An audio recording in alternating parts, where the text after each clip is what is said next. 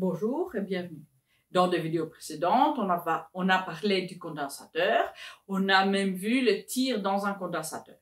Mais je voulais jeter un petit coup d'œil plus profond dans le condensateur pour faire un petit dépassement de la matière, mais qui sera utile en sixième quand on verra les oscillations électromagnétiques. Alors, regardons ce que c'est le condensateur. On l'a vu en tant que deux plaques parallèles, plaques créées par un matériau conducteur du métal et qui, à son intérieur, contenait un isolant qu'on appelle diélectrique. Maintenant, ce diélectrique, pour meilleure performance, disons, de ces condensateurs, c'est mieux quand c'est polarisé ou polarisable. Pourquoi est-ce que c'est mieux? Parce que ça va garder les charges mieux à l'intérieur. Regardons comment ça fonctionne et vous allez comprendre ceci. Alors, ces deux plaques de métal qui peuvent être deux plaques d'aluminium ou même de papier aluminium peuvent être liées à une source. Alors, on met ici notre batterie, notre source de voltage continu, de tension continue. Alors, disons que ici, on a un voltage que soit on va mettre en V, soit on va mettre en U, comme vous êtes habitué à faire la tension. Et ça, c'est en volts. Très, très souvent, si vous suivez des YouTube, etc., on appelle ceci les voltages. Alors, qu'est-ce que la tension, c'est qu'on appelle voltage aussi, va faire? Va pousser les électrons. Alors, on a un pôle plus, un pôle moins. Qu'est-ce que ça va passer? Le pôle moins, qui est chargé moins, va repousser les électrons. Pourquoi? Parce que les électrons sont négatifs. Et les électrons vont passer, s'installer ici. Alors ici, ce qu'on aura, c'est, disons, un surplus d'électrons. Disons un surplus de 4 électrons. Maintenant, qu'est-ce qui va se passer de l'autre côté? Ici, ce pôle est plus. Ça va dire que des électrons qui étaient situés sur l'autre plaque vont être attirés par ces pôles. Alors, ces électrons ne vont pas seulement être attirés vers ces pôles, le pôle plus de la batterie, mais aussi sont repoussés par les électrons qui arrivent ici en masse. Alors, ce qu'on aura ici, on aura un défaut d'électrons, alors on n'aura que des charges positives finalement qui restent. Alors, on aura un excès de protons vis-à-vis des électrons. Et ce qu'on aura, on aura même nombre de protons, disons d'un côté, que des électrons de l'autre côté. Ça va nous donner une charge qui est sur la plaque 1, sur la plaque 2, va être exactement la même, mais de signe opposé. Ça, on dit, va être la charge du condensateur. Maintenant, on a parlé d'un diélectrique entre les deux plaques et on a dit que si c'est polarisé, c'est tant mieux. Pourquoi? Regardons. Maintenant, ce que je vais faire, je vais symboliser ou mettre les molécules, disons que c'est diélectrique, à 3 molécules en série, évidemment on n'aura pas que 3, on aura beaucoup plus. Si c'est diélectrique n'est pas polarisé ou polarisable, on aura une force qui va passer, une force qui va être moindre que la force normale entre deux charges, parce que en sorte, ces milieux va bloquer un tout petit peu le champ électrique. Mais regardons ce qui se passe quand ces milieux est polarisable. Quand ces milieux est polarisable, il va développer un plus d'un côté et un moins de l'autre. Ça va pas être vraiment carrément, parce que on est dans des matières isolantes, ça va pas être complètement des électrons qui vont se décrocher et partir, mais ça va être un réarrangement où l'atome qui était avant central, disons ici c'était les protons et l'électron tournaient tout autour avec les protons comme centre. Maintenant le noyau va être un peu comme ça et les électrons ou l'électron va être le plus loin possible. Alors, on va créer une telle polarisation, molécule par molécule, c'est qui va additionner, disons, à la force d'attraction entre ces deux plaques, entre les charges qui se passent entre les deux plaques. Ceci veut dire qu'on a la possibilité de mettre encore, disons, encore 3. OK? Alors, je vais mettre encore 3 plus ici.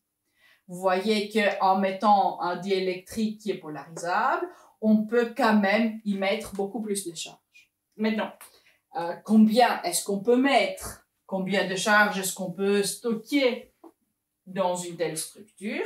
Ben, ça dépend finalement de la structure et une grandeur qui vient de la structure qu'on appelle capacité. On symbolise avec la grande lettre C. Et très souvent, si vous regardez des YouTube qui font une vulgarisation de la science, vous allez les entendre parler de capacitance. En fait, c'est que comme le voltage, qu'ils prennent les mots anglais et ils les font en français. Alors, cette capacité ou capacitance, si vous l'entendez, surtout des youtubeurs canadiens, qui est symbolisé par C, est mesuré en farad qu'on met avec la lettre F. Maintenant, cette capacité est liée avec la charge et avec la tension qu'on met. Alors, on a que la charge qu'on peut mettre dans un condensateur, ça va être sa capacité, qui est une mesure qu'on peut lire sur la plaque quand on achète un condensateur, c'est une mesure qui est décrite là, fois la tension qu'on met. Alors, côté unité, la charge, ben, c'est des coulombs, la capacité, c'est farad, et le voltage ou la tension, vous pouvez mettre U aussi, comme vous voulez, ça se mesure en volts. Alors, les coulombs va être farad fois volt. Encore une unité pour vous. Maintenant, on a vu combien de charges on peut mettre. Ça dépend du condensateur, finalement, à travers la capacité qui est propre pour chaque condensateur et le voltage qu'on met à ces bornes. Maintenant, la capacité va dépendre de quoi exactement, c'est quoi dit condensateur qui va nous donner la capacité. Ben, il y a justement une formule qui va lier la capacité d'un condensateur avec ses propriétés physiques.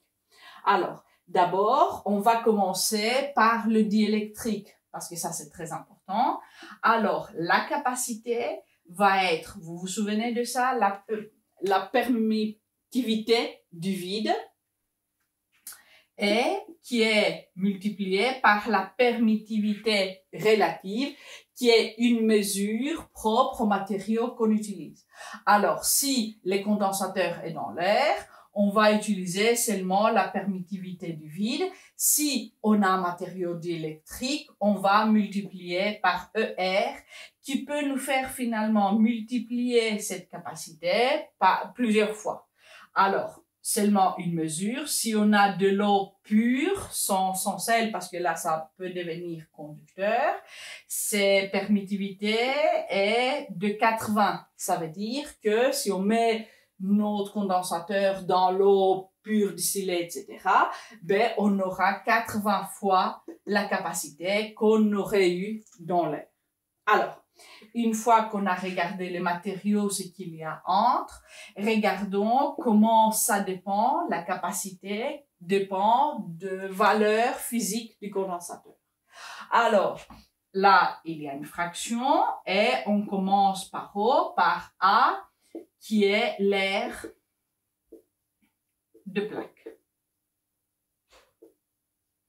Alors, pourquoi est-ce que l'air de plaque ou une grande aire de plaque va monter la capacité? Ben, si vous voyez en fait le plaque comme ça, ben, plus les plaques sont grandes, plus on peut y mettre de charge. Dans une toute petite plaque, on peut pas vraiment mettre beaucoup. Dans une grande plaque, on peut mettre beaucoup. Ce qui nous fait que très souvent, quand on fait de condensateurs qui sont circulaires, c'est qu'on fait, comme finalement le batterie, on fait deux plaques parallèles tournées sur l'une l'autre. Alors si on regarde en haut, on fait ceci et on fait après ça. Et évidemment, pour avoir beaucoup plus, on met beaucoup plus de condensateurs. Alors là, on a un condensateur, et là, on crée un autre, et là, on crée un autre, et là, on crée un autre. Alors, on a beaucoup de condensateurs mis ensemble. Et de cette façon, dans un condensateur qui a la forme, en fait, d'une pile un peu grosse, ça, sont les plus vieux condensateurs. Alors, on a une aire qui est plus grande et on a plusieurs, évidemment, qui vont s'ajouter. Alors, l'air va jouer un rôle, l'air de plaque. Aussi, la distance de plaque va jouer un rôle. Et la distance de plaque va diviser l'air. Ceci nous dit que le plus éloigné sont les plaques, la plus petite, finalement, cette capacité. Le plus rapproché les plaques, la plus grande la capacité. Pourquoi est-ce que c'est si? Parce que vous vous souvenez de la loi de Coulomb, le plus près on a les charges, la plus grande la force qui va se développer entre les charges. Et la plus grande la force d'attraction entre les protons et les électrons là, finalement, le plus on peut mettre parce que ces charges vont vouloir rester là parce que c'est une condition d'un potentiel, d'une énergie potentielle qui est plus basse. Alors, voilà, les charges l'adorent, surtout au début. Mais après, quand on continue à mettre, quand on veut, disons, mettre encore un électron, quand même, pour que l'électron arrive là, on doit donner d'énergie, on doit les pousser parce que vous voyez, quand le dernier électron arrive, il a toute la résistance des autres électrons qui sont là et qui ne veulent pas partager leur espace. Alors, combien finalement d'énergie est-ce qu'on doit donner pour charger, pour mettre ces charges dans un condensateur? Ben ça, l'énergie à travers le travail des forces finalement donné par la pile, ce n'est pas nous qui vont pousser les électrons, c'est la pile. Ça va être donné par la formule 1 fois 2 fois la capacité en farad fois ces voltages ou ces différences de potentiel et ça va être au carré. Pourquoi au carré? Ben, c'est finalement pour des raisons énergétiques. Alors, on a vu que un condensateur peut stocker de charge. Alors, c'est sa première utilisation si vous voulez. Si vous avez une caméra avec un flash, comment est-ce que le flash fonctionne? C'est parce qu'il y a une batterie, une pile qui a donné des charges là, les charges sont restées. À un moment, il y a un circuit qui s'ouvre et les électrons vont vite passer par ces circuits. En passant par ces circuits, très momentanément et pour un peu de temps, ils vont donner leur énergie qui va être, voilà, énergie électromagnétique de la lumière, qui c'est un flash, qui ne va pas durer trop longtemps. En fait, pour charger et décharger les condensateurs, c'est une affaire de millisecondes, parfois même de microsecondes, ça dépend en fait de différentes valeurs, surtout de la capacité du condensateur. Ce qui veut dire que le condensateur, c'est un appareil qui va nous donner finalement des courants qui peuvent être très importants, mais pour des courts moments, de petits flashs.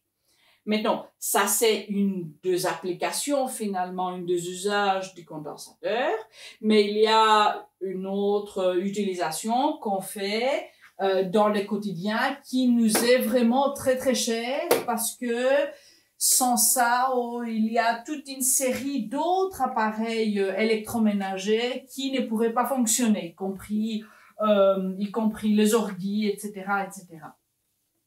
Alors, je vais prendre l'exemple de votre GSM. Je suppose que vous en avez un et que de temps à autre, vous devez les charger. Alors ici, c'est la prise. Vous devez le mettre en fait avec les chargeurs dans la prise pour charger. Maintenant, on a déjà dit que de la prise, on aura un courant alternatif. Dans les chargeurs, on aura un transformateur, on a parlé de transformateur, qui va abaisser cette tension, un transformateur abaisseur. Pourquoi? Parce que dans le 220 à 240 volts qui sortent de la prise, nous, on a besoin de 9 volts. Alors, première étape du chargeur, c'est d'utiliser un transformateur pour donner un courant alternatif de 9 volts. Maintenant, ce courant a la même fréquence et c'est un courant alternatif. Maintenant, malheureusement, votre téléphone ne peut pas supporter un courant alternatif. Votre téléphone, pour être chargé, pour charger ses batteries, a besoin d'un courant direct, d'un courant continu. Alors, ce qu'on fait, on le fait passer par un pont de diode qui n'est pas dans votre programme, alors je n'entre pas trop là-dedans. Et le pont de diode va redresser en fait une partie du courant. Alors là où c'était le parti où ça allait bas, maintenant tout viendra vers le haut.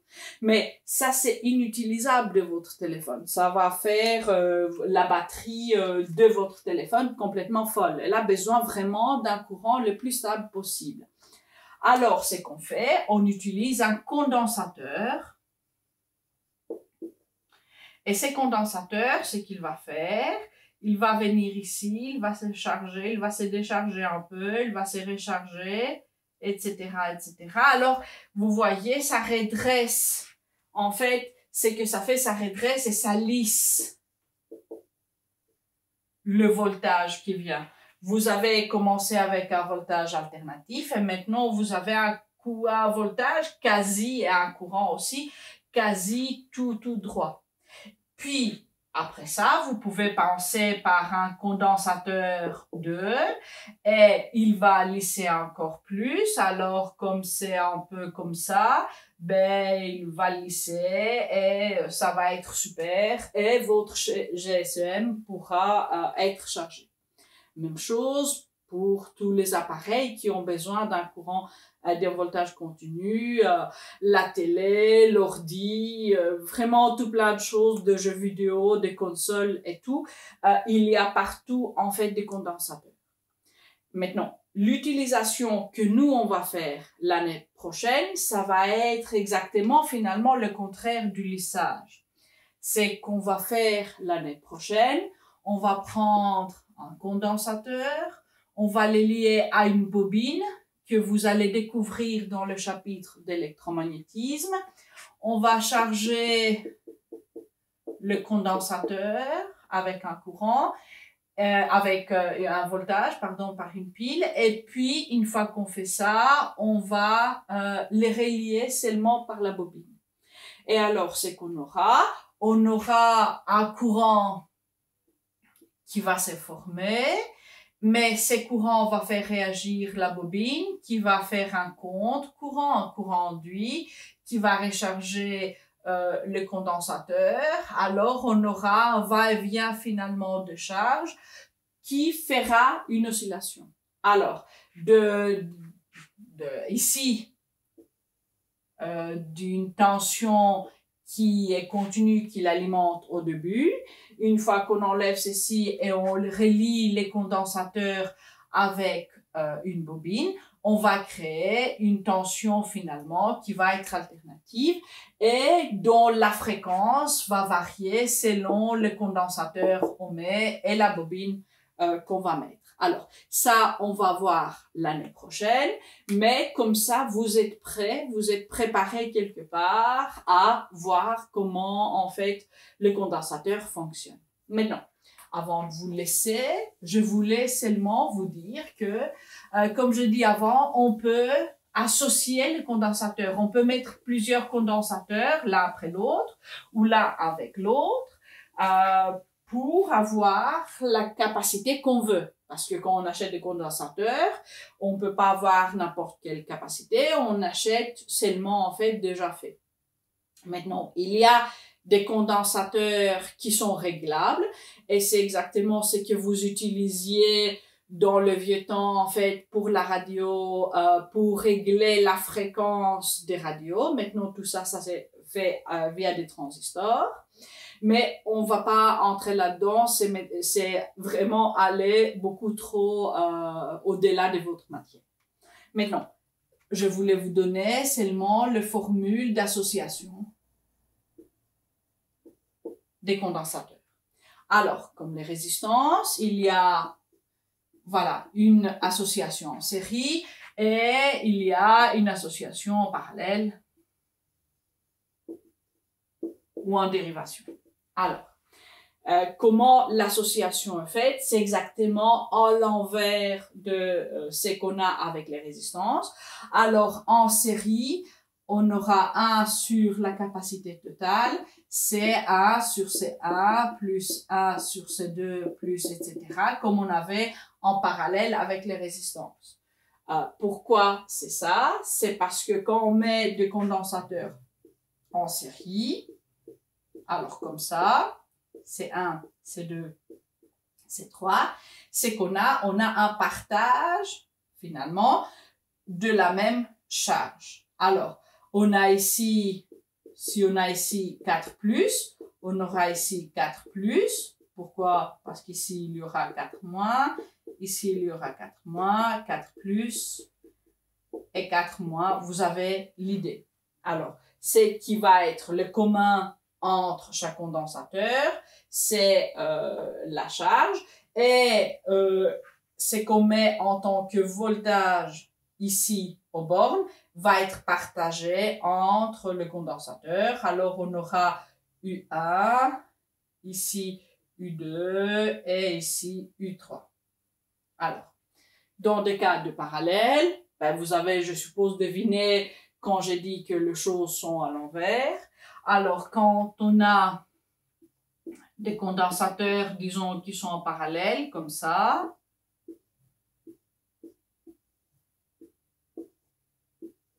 sous une même tension, les 3 vont avoir la même tension. Alors, les charges vont être additionnées. J'écris le 3 un peu mieux parce que c'est, voilà, c'était pas très clair. Alors, la capacité totale ou résultante va être seulement C1 plus C2 plus C3. Alors, c'est qu'on fera l'année prochaine quand on voudra avoir une capacité plus grande pour jouer avec la fréquence. C'est qu'on va faire, on va mettre nos condensateurs en parallèle. Si on veut une capacité qui va être moindre, c'est qu'on va faire, on va le mettre en série. Et comme ça, on va prendre les différentes mesures à propos des oscillations électromagnétiques provoquées dans un système de condensateur et bobine, ce qu'on appelle un LC. Alors, pour le moment, je vous dis au revoir et je vous promets d'autres vidéos voilà, qui viennent journellement. Alors, ciao et à bientôt.